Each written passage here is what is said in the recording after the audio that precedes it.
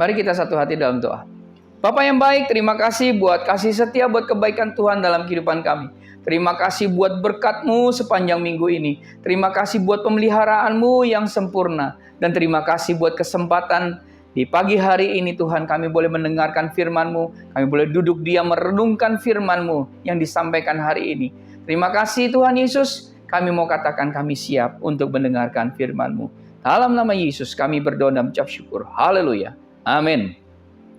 Shalom Bapak Ibu Saudaraku, rekan-rekan terkasih Jemaat Home CC dimanapun berada. Hari ini ya, kita akan belajar kebenaran firman Tuhan dengan satu tema yang sering dibicarakan, tapi juga sering tidak dipahami. Ya, hari ini kita akan belajar bersama-sama Bapak Ibu Saudaraku dengan tema pelajaran kita hari ini dengan tema manusia baru. Ya, yuk kita buka dalam 2 Korintus 5 ayat 17. 2 Korintus 5 ayat 17. Jadi siapa yang ada di dalam Kristus, ia adalah ciptaan baru. Yang lama sudah berlalu, sesungguhnya yang baru sudah datang. Nah, Bapak Ibu Saudaraku, rekan-rekan terkasih Jemaat Home CC dimanapun berada, orang yang memberontak dan berdosa, ya, tentu tidak akan merasa baik, ya, dan tidak juga memiliki kesehatan emosional yang baik. Dan jika kita tidak sedang menjalani kehidupan yang tunduk kepada Tuhan, kepada Allah, dan kemudian berada di bawah kendalinya Tuhan atau kuasanya Tuhan, kita dapat dipastikan akan merasa tidak baik, ya. Dan seharusnya kita akan merasa buruk. Kenapa? Karena hidup kita tidak tunduk kepada Tuhan dan juga tidak di bawah kendali Tuhan. Nah, saya berdoa ya, agar perasaan buruk tadi, ya, perasaan nggak baik-baik saja itu, karena kita tidak tunduk di bawah kendali Tuhan ini, bisa menggerakkan kita ke tempat di mana kita bisa berkata, Tuhan, aku membutuhkan Engkau. Ya, saya berharap seperti itu. Kemudian kita bisa berdoa, masuklah ke dalam hidupku dan selamatkan aku dari dosa dan pelanggaran, bahkan kematian kekal. Nah, saudaraku, Tuhan adalah jawaban.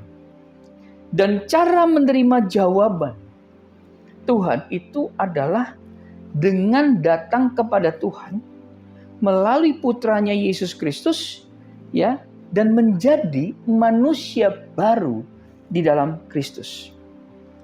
Bapak Ibu Saudaraku, rekan-rekan terkasih Jemaat Home CC dimanapun berada, hari-hari ini kita sedang diperhadapkan dengan sejumlah besar orang-orang yang mengatasi masalah mereka tanpa Tuhan.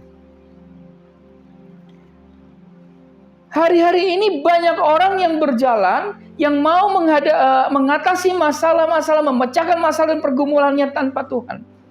Saya mau katakan bahwa tidak ada pil, tidak ada obat apapun yang pernah bisa menggantikan apa yang Tuhan inginkan bagi kita. Katakan amin. Jika kita bisa meminum pil atau obat, ya, untuk membuat kita mati rasa dan menyingkirkan depresi dan keputusasaan kita, maka saya mau katakan pasti ada sesuatu yang salah. Ada yang salah. Entah kita perlu nantinya jadi menyembuhkan tubuh kita, atau nanti kita harus meluruskan pikiran kita, pasti ada yang salah.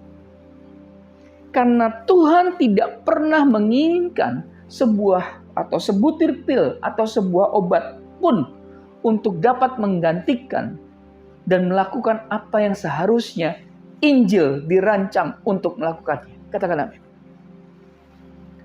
Jika kita adalah orang Kristen, maka kita telah menjadi manusia yang sepenuhnya baru di dalam Kristus. Yuk kita buka dalam Efesus 4 ayat 22 sampai 24. Efesus 4 ayat 22 sampai 24. Ayat 22.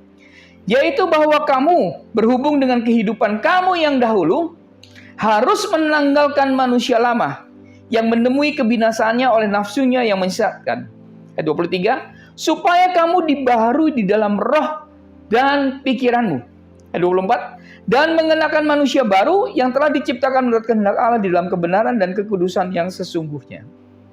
Nah, Bapak Ibu Saudaraku, Kalau kita berbicara dalam Efesus 4 ayat 22 sampai 24 ini, ya, kemudian kita dikatakan harus menanggalkan manusia lama. Itu bukan berarti manusia lama kita berhenti ada. Karena kalau manusia lama kita berhenti, berarti kodrat lama kita juga berhenti. Ini artinya bahwa emosi-emosi lama kita, persepsi lama kita tentang diri kita sendiri masih ada dalam pikiran kita. Jadi sebenarnya kita sedang berbicara tentang roh baru kita. Itulah manusia baru. Ya. Roh baru kita adalah manusia baru di dalam kita yang berbeda dari manusia lama kita. Ya, yuk kita pelajari sama-sama. Jadi gini Bapak Ibu Saudaraku, rekan-rekan terkasih, jemaat Homsisi dimanapun berada. Ketika kita lahir baru, ya perhatikan, ketika kita lahir baru, kita masih memiliki bagian lama dalam diri kita yang dikendalikan oleh sikap-sikap yang salah. Nah, Alkitab menyebut bagian lama itu manusia lama. Tetapi kita juga memiliki ya manusia yang benar-benar baru di dalam. Ini yang disebut Alkitab adalah manusia baru. Jadi istilah yang sangat sederhana ya, ini digunakan di banyak tempat yang berbeda dalam Alkitab. Tadi sudah baca dalam Efesus 4 ayat 23 ya. Supaya kamu dibaharui di dalam roh dan pikiran. Yang memberitahu kita untuk diperbaharui dalam roh dan pikiran kita. Ya, ayat sebelumnya mengatakan bahwa kita harus menanggalkan manusia lama, ya. Dan kemudian kita harus mengenakan manusia baru yang diciptakan dalam kebenaran dan kekudusan yang sesungguhnya. Jadi kalau kita baca tadi dalam Efesus 4 ayat 22 sampai dengan 24 ya. Kita lihat bahwa ternyata Alkitab menggunakan istilah manusia lama yang mengacu pada segala sesuatu yang negatif tentang kita sebelum kita lahir baru. Ya, oke saya ulangi. Alkitab menggunakan istilah manusia lama itu mengacu pada segala sesuatu yang negatif tentang kita sebelum kita lahir baru. Sedangkan manusia baru itu mengacu pada telah menjadi siapa kita di dalam Kristus. Jadi ini menunjukkan bahwa sekarang ada dua kepribadian yang berbeda dalam hidup kita. Ini jawaban terhadap masalah kita yang nyata. Di khotbah minggu lalu sudah saya sampaikan bahwa cara kita memandang diri kita, ya, gambaran mental yang kita miliki di dalam menentukan tindakan-tindakan dan emosi kita di luar. Pemikiran kita mengendalikan emosi kita. Namun Alkitab mengajar kita bahwa kita perlu melihat diri kita itu sebagai bukan siapa-siapa. Supaya apa? Supaya Tuhan bisa pakai kita. Jadi jika gambaran yang kita miliki tentang diri kita, ya, pikiran kita tadi, ya, yang kita miliki tentang diri kita itu salah, bagaimana pernah kita bisa memiliki emosi di mana ada sukacita dan damai sejahtera? Jadi kita bisa memiliki sukacita dan damai sejahtera karena di dalam setiap kita ada manusia baru, yaitu dalam Kristus. Nah, kalau kita orang Kristen, kita adalah manusia baru dalam Kristus. Dan itu adalah segala sesuatu yang kita merasa baik tentangnya. Tapi jika kita masih memiliki diri yang lama ini, manusia ini di dalam diri kita ini yang jelek, hina, lemah, dan tidak berarti.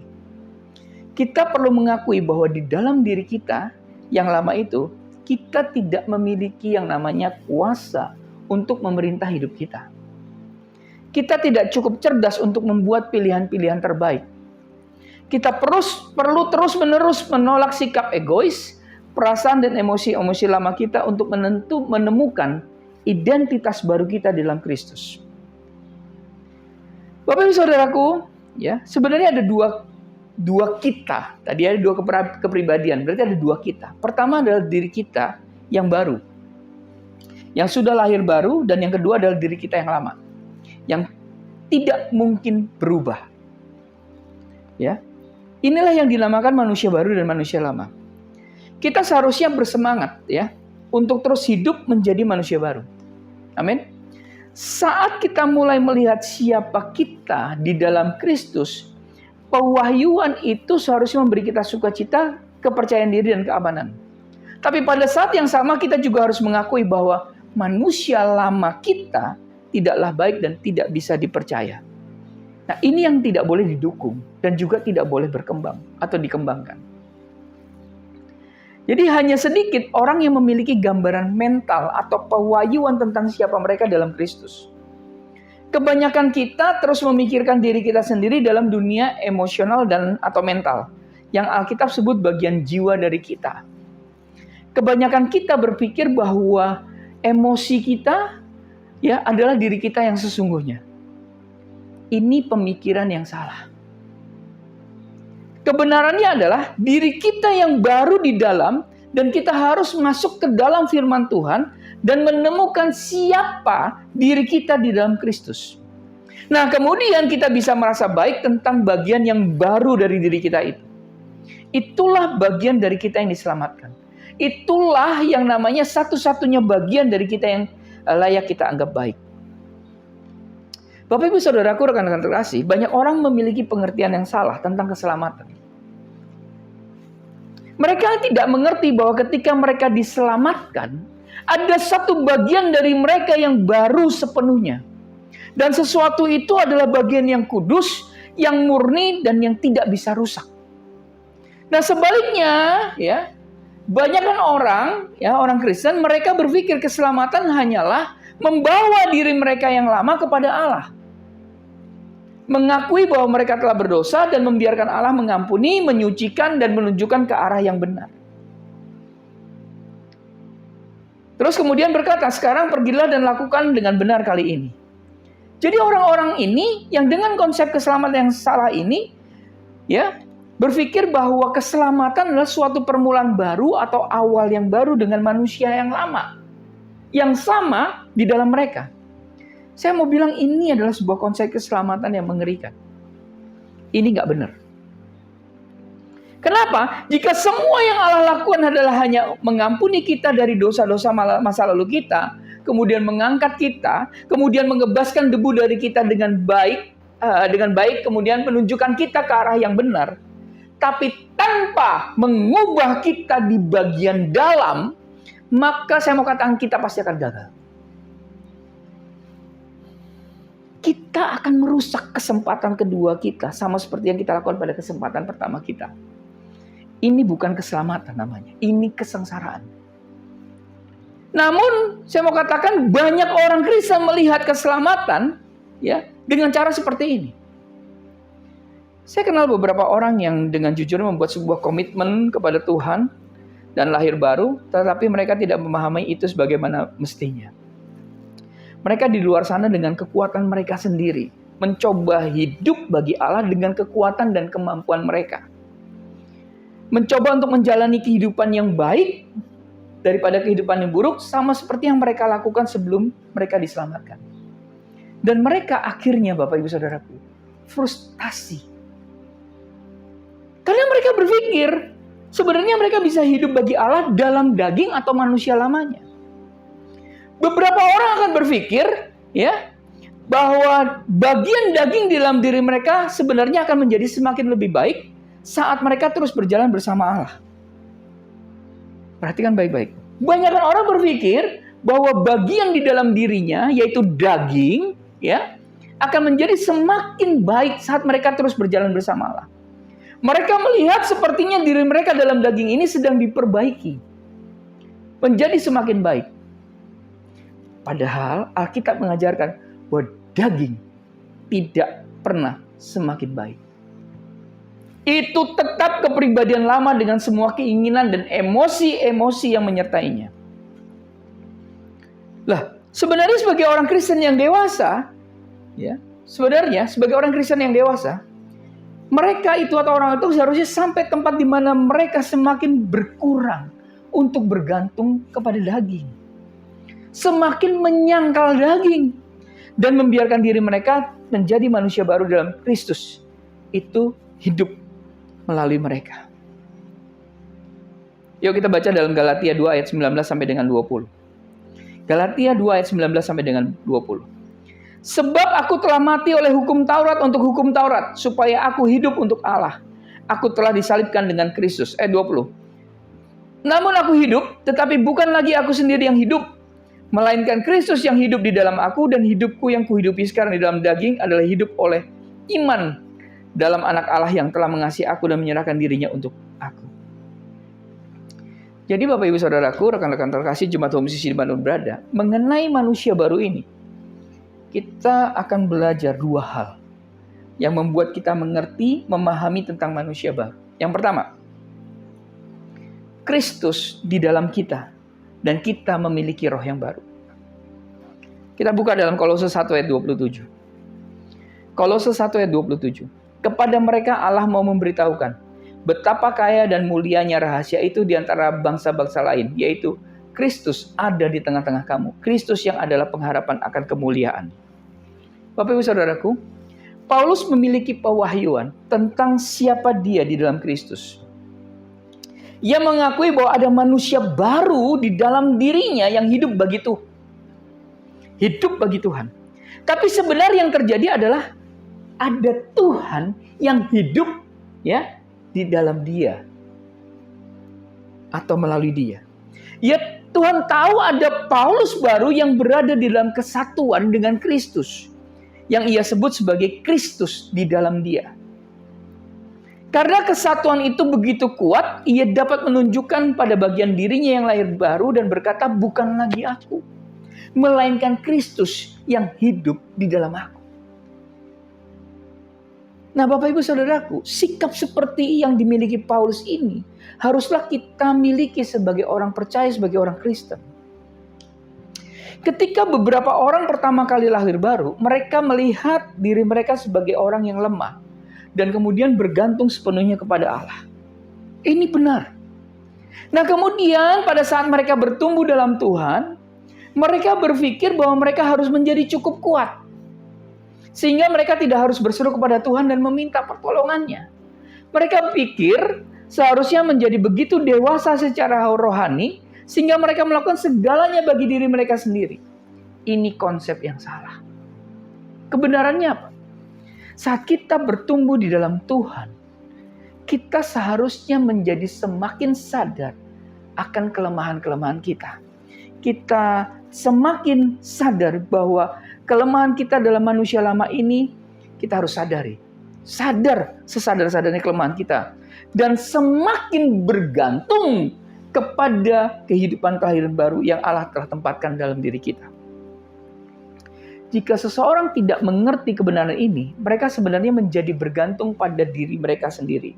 Yang pada dasarnya adalah sikap yang sama yang dimiliki oleh orang dunia. Dan juga mungkin kebanyakan orang Kristen saat ini. Jika demikian, apa bedanya dengan seminar-seminar ya tentang menolong diri sendiri? Ya, yang dilakukan oleh orang-orang dunia. Bahkan parahnya, ya, menolong diri sendiri ini juga diadakan seminar di dalam gereja-gereja.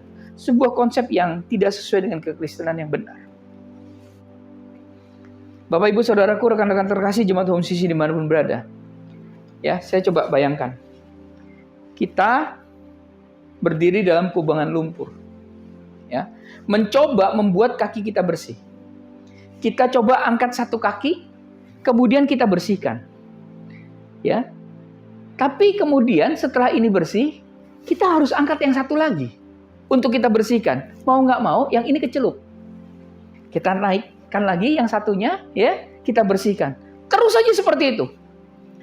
Yang kaki yang sudah bersih akan kembali lagi masuk ke dalam lumpur. Ini sebuah proses yang tidak berakhir dan mencoba membuat kedua kaki kita bersih dengan cara itu merupakan sebuah sasaran yang tidak akan pernah tercapai dan akan membuat frustasi. Ini tepatnya cara kerja orang yang mencoba untuk menolong diri mereka sendiri tanpa Tuhan. Tidak akan pernah bersih dan hanya akan menjadi frustasi saja. Banyak orang Kristen tidak benar-benar mengerti apa artinya lahir baru. Pengalaman keselamatan sejati adalah ketika kita datang kepada Allah tanpa bergantung apapun kepada diri kita sendiri. Katakan amin. Kita tidak sedang mencoba membersihkan diri kita, tapi kita minta Tuhan melakukan untuk kita. Katakan amin. Kita berseru, Tuhan selamatkan saya. Kemudian Tuhan menyelamatkan kita. Tapi tidak hanya itu. Ya, Tuhan juga memperbaiki diri kita yang lama dan juga memberikan kita sebuah awal yang baru. Tuhan mengambil roh lama kita yang mati itu. Roh lama yang mati di dalam diri kita. Roh lama yang merusak manusia lama kita. Roh yang mengajari untuk membenci dan melakukan segala jenis hal yang berdosa. Kemudian Tuhan menaruh dalam kita roh yang baru. Roh yang sama persis seperti Dia. Inilah manusia baru. Manusia baru di mana Tuhan taruh roh yang baru, roh yang sama persis seperti Dia. Jika kita telah menerima roh Allah, maka kita memiliki kehidupannya. Kita memiliki sifatnya. Kita memiliki kemampuannya di dalam diri kita. Kenapa? Karena sejak kita menerima Yesus Kristus dan Roh Kudus datang untuk hidup dalam kita. Roh kita yang baru, ya, dan kudus, kita akan mampu memiliki menjalani, ya, untuk menjalani kehidupan Kristen sebagai ciptaan yang baru. Kita seharusnya melihat diri kita sebagai manusia baru di dalam Kristus dan mulai membiarkan manusia baru itu memerintah dan berkuasa. Perhatikan baik-baik. Kemudian yang kedua tentang manusia baru adalah bagaimana kita melihat diri kita sebagaimana Yesus melihat kita. Jika kita tidak memiliki sebuah gambaran mental yang baik tentang diri kita sebagai manusia baru dalam Kristus, kita akan terus beroperasi dengan cara yang dahulu sebelum kita diselamatkan. Jadi kita melakukan hal yang sama seperti kita sebelum bertobat. Itu yang dilakukan oleh banyak orang Kristen. Banyak orang datang kepada Tuhan dan benar-benar lahir baru, tapi mereka tidak tahu siapa mereka di dalam Kristus. Mereka terus beroperasi, mereka terus bekerja berdasarkan informasi lama yang diberikan kepada mereka. Seperti sebuah komputer, ya. Itu akan terus berfungsi dengan program yang ada di dalamnya sampai di program itu diprogram ulang. Nah, Bapak Ibu Saudaraku, ketika kita lahir baru, kita perlu menyingkirkan informasi-informasi lama. Kita perlu pemrograman yang baru, yang pemrograman ulang diri kita dengan melihat diri kita sebagai manusia baru di dalam Kristus. Ya. Coba saya akan bacakan kepada Bapak Ibu Saudaraku Efesus 4 ayat 22 sampai 24 tapi dalam terjemahan Amplified Bible. Ya. Efesus 4 ayat 22 sampai 24. Lucuti sifatmu yang lama dari dirimu.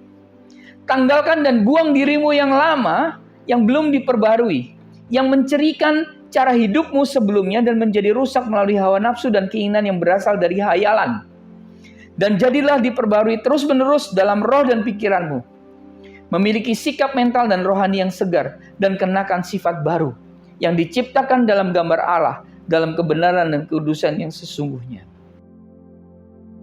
Ini artinya kita tidak bisa menjadi seorang pencuri jika kita tidak melihat diri kita sebagai seorang pencuri. Kita tidak dapat melakukan perzinahan jika kita tidak melihat diri kita sebagai seorang penzina. Kita tidak bisa menjadi seorang pembohong jika kita tidak melihat diri kita sebagai pembohong. Jadi jika kita benar-benar mampu melihat siapa diri kita di dalam Kristus, kita dapat melihat betapa diri kita telah menjadi kudus dan murni melalui Yesus. Kemudian gambar diri yang baru tentang diri kita ini akan direfleksikan dalam emosi dan tindakan-tindakan kita. Ini powerful. Bayangkan ya, maaf sebelumnya. Ada seorang wanita yang adalah seorang pelacur sebelum ia lahir baru. Misalkan ia benar-benar meminta Tuhan menyelamatkan dia. Ia benar-benar misalnya menaruh imannya di dalam Tuhan dan percaya ia diampuni. Tetapi bayangkan bahwa ia tidak mengubah gambarannya tentang dirinya, ya. Dia tidak ubah. Ia melihat dirinya hanya sebagai seorang pelacur yang diampuni. Pada akhirnya Bapak Ibu Saudaraku, ia akan kembali ke dalam pelacuran. Atau paling tidak ke dalam sebuah gaya hidup seks bebas. Kenapa?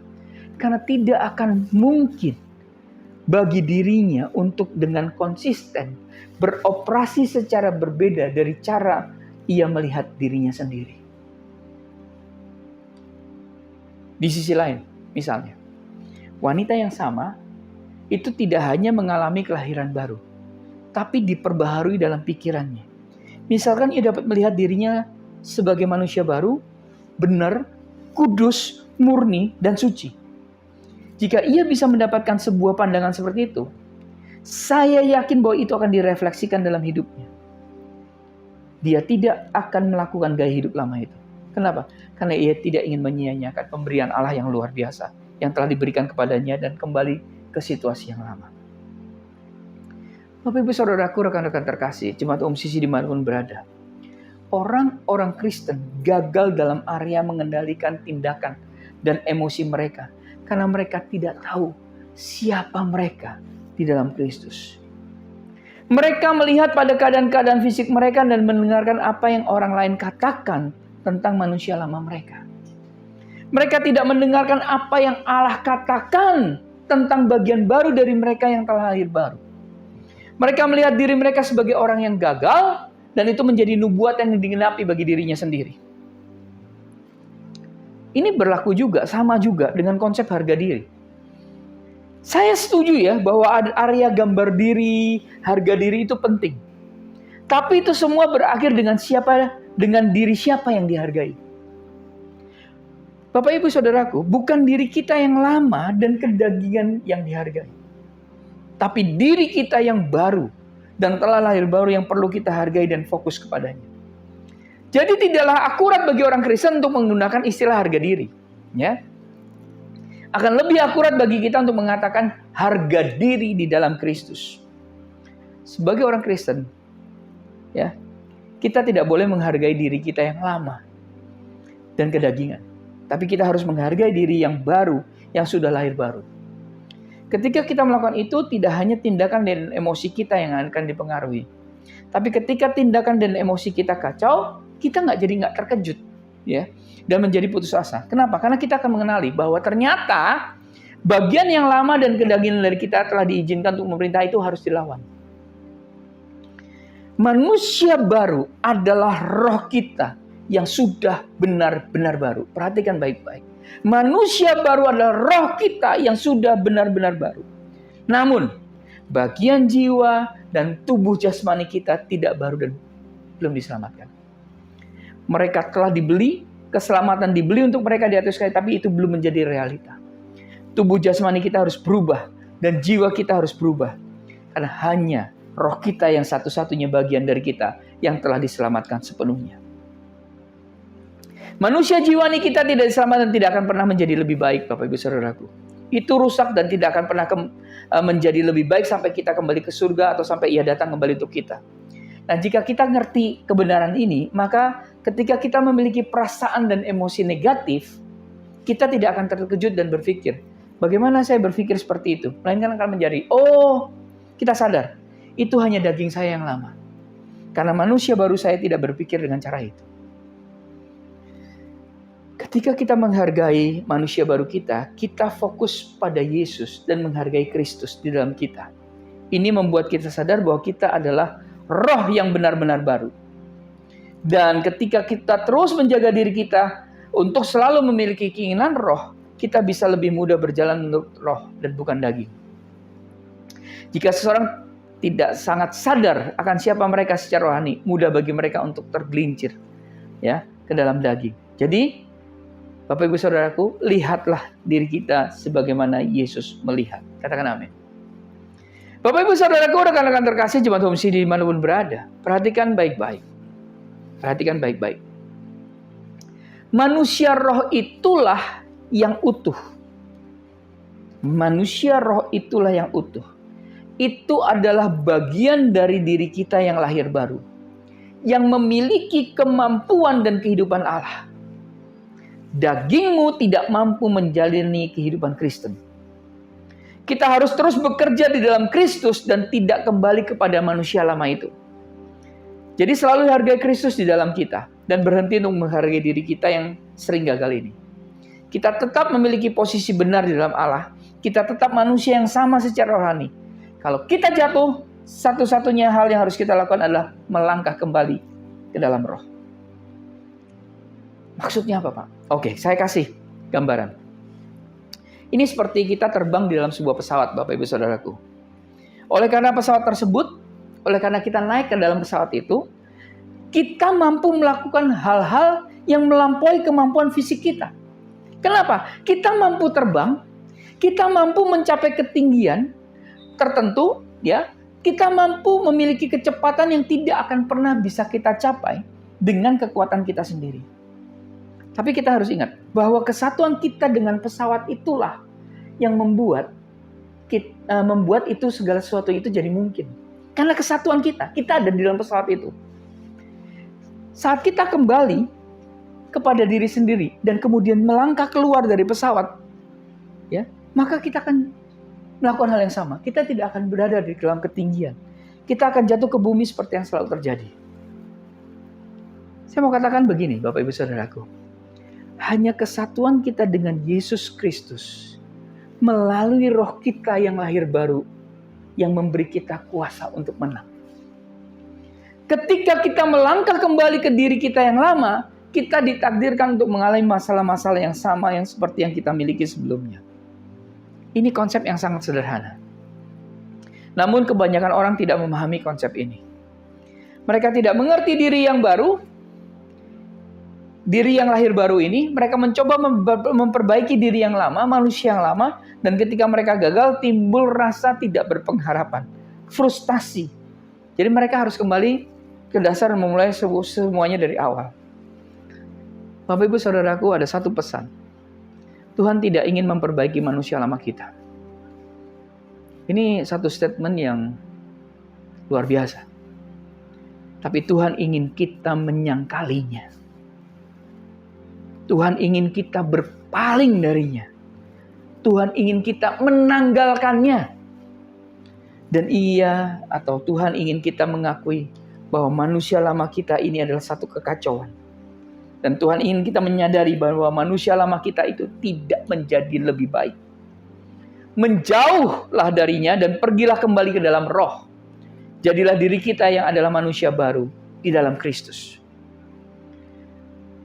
Jadi Bapak Ibu Saudaraku, rekan-rekan terkasih jemaat HomeCC dimanapun berada, kita sudah belajar dua hal yang membuat kita mengerti dan memahami tentang manusia yang baru. Manusia baru, yaitu pertama, Kristus di dalam kita, dan kita memiliki roh yang baru.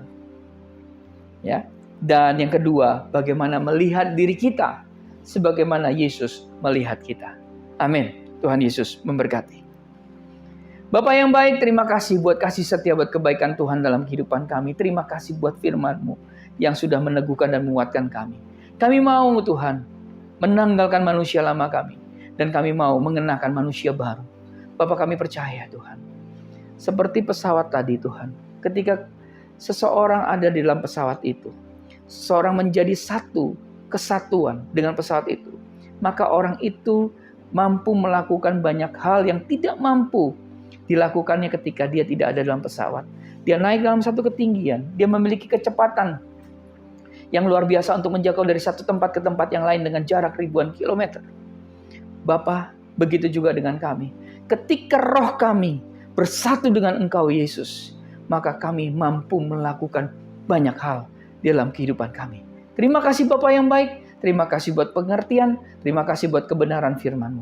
Dalam nama Yesus kami berdoa dan mengucap syukur. Haleluya. Amin.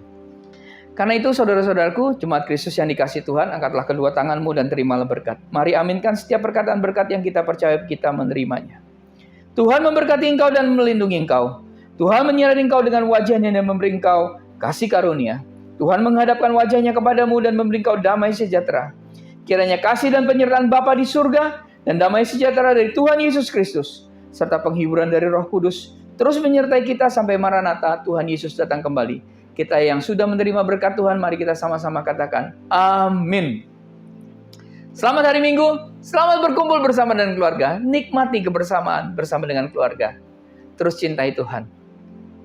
Berhenti menghakimi dan selalu jadi berkat. Tuhan Yesus memberkati.